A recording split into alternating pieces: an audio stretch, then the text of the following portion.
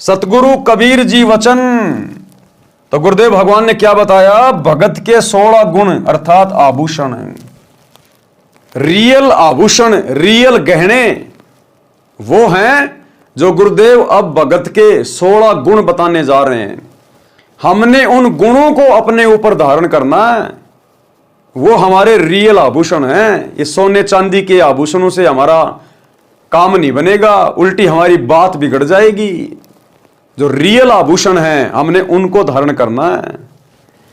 परमेश्वर कबीर जी ने कहा कि हे धर्मदास, भवसागर यानी काल लोक से निकलने के लिए भक्ति की शक्ति की आवश्यकता होती है। परमात्मा प्राप्ति के लिए जीव में 16 लक्षण अनिवार्य हैं। 16 लक्षण अनिवार्य हैं अगर मोक्ष प्राप्त करना है तो। अब ये 16 लक्षण क्या हैं, 16 आभूषण क्या हैं जो अनिवार्य बता दिए, यानी कंपलसरी हैं। इनके बिना बात बनेगी नहीं। इनको आत्मा के 16 श्रृंगार भी कहा जाता है। नंबर 1 ज्ञान, विवेक, सत्य, संतोष, प्रेम भाव, धीरज, निर्शोधा, दया, अक्षमा, शील, निष्कर्मा, त्याग, वैराग, शांति निज धर्मा, भक्ति कर निज जीव उबारे, मित्र सम सबको चित धारे। भावार्थ, परमात्मा प्राप्ति के लिए भगत में कुछ लक्षण विशेष होने चाहिए। ये 16 आभूषण अनिवार्य हैं। नंबर 1 तत्व ज्ञान। तत्व ज्ञान यानी गुरुदेव भगवान के द्वारा दिए गए ज्ञान को उनकी मर्यादा में रहकर अपने ऊपर धारण करे, उसका अनुसरण करे, गुरुदेव की प्रत्येक आज्ञा में चले, सांसारिक भाव में ना चले। विवेक, उस ज्ञान को अपने ऊपर उसी समय धारण कर पाएंगे जब हम बुद्धि विवेक का इस्तेमाल करेंगे, सोच समझ कर चलेंगे, मन की चाल को समझेंगे। मेरा हित कहां है, मेरा अहित कहां है, तो हमने विवेक को भी साथ साथ में रखना है। सत्य भाषण, परमात्मा के दिए में संतोष करें, परमात्मा के दिए में संतोष करें। पर धन और पर नारी को जहर के समान समझें। गुरुदेव कह रहे हैं पर धन और पर नारी को जहर के समान समझें।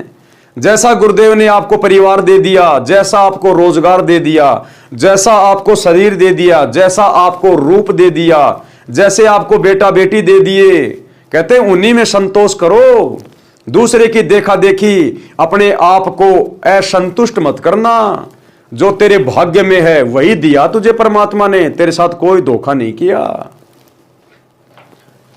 और उसको परमेश्वर की इच्छा जाने, प्रेम भाव से भक्ति करें तथा अन्य से भी मीठी भाषा में बात करें। धैर्य रखें, सतगुरु ने जो ज्ञान दिया है उसकी सफलता के लिए हौसला रखें, फल की जल्दबाजी ना करें। पिछले से पिछले वीडियो में परमात्मा ने धैर्य और विश्वास के ऊपर कितनी बढ़िया बढ़िया बातें लिखी हैं जो आप लोगों को समझाई गई। तो परमात्मा कहते हैं भक्ति लेने के बाद में भगत को धैर्य रखना चाहिए, फल की जल्दबाजी नहीं करनी चाहिए। परमात्मा अंतर्यामी है, सब कुछ देख रहा है। जैसी भक्ति करोगे, जैसा मर्यादा निभाओगे, वैसा ही तुम्हें रिजल्ट गुरुदेव देते रहेंगे। किसी के साथ दगा यानी धोखा नहीं करें, दया भाव रखें। भगत तथा संत का आभूषण क्षमा भी होता है। अगर कोई हमें उल्टी सीधी बात बोल दे, ओछी मंदी बात बोल दे, नाराज होके 2 थप्पड़ मार दे, तो हमने उसको क्षमा कर देना चाहिए। उसके प्रति मन में कोई राग द्वेष नहीं रखना चाहिए। शत्रु को भी क्षमा कर देना चाहिए, क्योंकि भगत का कोई शत्रु है ही नहीं। और अगर भक्ति में आने के बाद भी हम किसी को अपना शत्रु समझेंगे या अपना कोई विशेष कोई मित्र समझेंगे, तो भी हम भगत नहीं है, तो भी हमारी बात नहीं बनेगी। परमात्मा कहते हैं एक शत्रु एक मित्र है, भूल पड़ी रे प्राणी, और यम की नगरी जाएगा शब्द हमारा मानी। अगर तूने यहां किसी से विशेष यारी दोस्ती रखी, अगर भगत ने यह कह दिया कि ये मेरा बेस्ट फ्रेंड है, ये मेरा परम मित्र है, वो गया काम से। अगर कोई भगत का यहां पर कोई शत्रु मिला, गया काम से। हां, यदि कोई जानबूझ के भगत को अपना शत्रु मान रहा तो लाख बार माने, उसमें भगत का कुछ नहीं बिगड़ेगा। लेकिन भगत ने किसी को शत्रु भाव से नहीं देखना। तो कहते हैं एक शत्रु एक मित्र है, भूल पड़ी रे प्राण, और यम की नगरी जाएगा शब्द हमारा मान। शत्रु को भी क्षमा कर देना चाहिए, शील स्वभाव होना चाहिए, भक्ति को निष्काम भाव से करे। यानी गुरुदेव का सुमरण कर रहे हैं, सत्संग सुन रहे हैं, तो मन में कोई इच्छा नहीं होनी चाहिए, कोई सांसारिक डिमांड नहीं होनी चाहिए कि बेटा हो जाए, पोता हो जाए, छोरा नौकरी लग जाए, बड़ा मकान मिल जाए, ए गुरुजी मुझे गाड़ी मिल जाए। निष्काम भाव से भक्ति करे, बिना किसी लाग लपेट के, बिना किसी इच्छा के। सतगुरु अंतर्यामी है, जिस चीज की आवश्यकता होगी तेरे भाव देख के अवश्य देगा। तो कहते हैं निष्काम भाव से जब लग भक्ति सकामना, सकामना यानी इच्छाओं के साथ यदि आप भक्ति कर रहे हो तो आपकी भक्ति वही नष्ट होती रहेगी। तो कहते हैं जब तक भक्ति सकामना तब लग निष्फल सेव, तेरी पूजा पाठ बेकार। और कहे कबीर वे क्यों मिले निष्कामी निष्देव, वो परमात्मा तो निष्काम भक्ति से मिलता है, और जो मन में कोई इच्छा करके भक्ति कर रहा है तो उसको परमात्मा नहीं मिलेगा। भक्ति को निष्काम भाव से करे, सांसारिक लाभ प्राप्ति के मकसद से ना करे। त्याग की भावना बहुत अनिवार्य है। वैराग होना चाहिए, किसमें? संसार के प्रति वैराग होना चाहिए, सांसारिक नश्वर वस्तुओं के प्रति वैराग होना चाहिए, काम क्रोध मोह लोभ अहंकार के प्रति वैराग होना चाहिए। संसार को असार तथा अपने जीवन को अस्थायी जानकर परमात्मा के प्रति विशेष लगाव होना मोक्ष में अति आवश्यक है। संसार को असार यानी ये 21 ब्रह्मांड, यहाँ के झूठे सुख, राजपाट, धन दौलत, ऐशो आराम जो हमें दिखाई दे रहे हैं, ये केवल एक धोखा है। तो कहते हैं संसार को असार तथा अपने जीवन को अस्थायी जानकर कि भैया सदा नहीं रहेगा, अमर नहीं है। सतयुग में जिनकी लाखों लाखों साल की उम्र थी वो भी ना जाने कितनी बार मर लिए। देवताओं की कितनी लंबी उम्र है, वो भी मरते रहते हैं।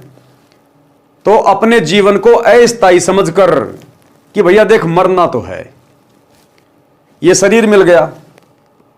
अब भगवान ने जितनी भी इसकी आयु निश्चित की है जिस भी युग के हिसाब से, अब इस कलयुग में 100 साल की आयु निश्चित कर रखी है, लेकिन अपने कर्मों के कारण, भक्ति ना करने के कारण, उल्टा सीधा खाने पीने के कारण इंसान अकाल मौत मर जाता है, क्योंकि वो उसके स्वतंत्र कर्म होते हैं। अन्यथा भगवान ने तो 100 साल की उम्र फिक्स कर रखी है। या जिसने कोई पिछले जन्म में ज्यादा ही कुकर्म कर रखे हैं तो भैया वो फिर अकाल मौत मरता है। अन्यथा भगवान ने तो कलयुग में 100 साल की उम्र रखी हुई है वर्तमान समय में। तो कहने का मतलब है अपने जीवन को अस्थायी समझकर कि जाना तो पड़ेगा। चलो तू 100 साल भी जी लिया, फिर भी शरीर तो छूटेगा, और शरीर छूटेगा तो ये परिवार भी छूटेगा, ये बेटा बेटी भी छूटेंगे, धन दौलत भी छूटेगी। यानी मरना तो है। अब जब मरना ही है तो क्यों ना सतलोक वाली भक्ति कर ले। अरे मर के भाई नरक में भी जाना पड़ेगा, स्वर्ग में भी जाना पड़ेगा, जैसे तूने कर्म को कर्म किए हैं। तो मरना तो है, और मरने के बाद आगे भी जाना है, तो क्यों ना फिर सतलोक वाली भक्ति कर लें। जब मरना भी है, मरने के बाद आगे भी जाना है, तो क्यों ना अपना अगला ठिकाना सुधार लें, अपना अगला जन्म तो सुधार लें। जब मरना ही है तो क्यों ना फिर सतलोक वाली भक्ति करें। हमारा कोई ठिकाना तो होगा, कोई जगह तो होगी हमारी। और बाकी वैसे भी मरना भाई, वैसे मर के नरक में जाएगा, 84 लाख योनियों में जाएगा। तो जब इन बातों का पता चल गया कि यहां पर परमानेंट ना कोई रहा ना कोई रहेगा, तो क्यों ना आगे के ठिकाने की तैयारी करें जो सतगुरु ने आके बता दिया। संसार को असार तथा अपने जीवन को अस्थायी जानकर परमात्मा के प्रति विशेष लगाव होना मोक्ष में अति आवश्यक है।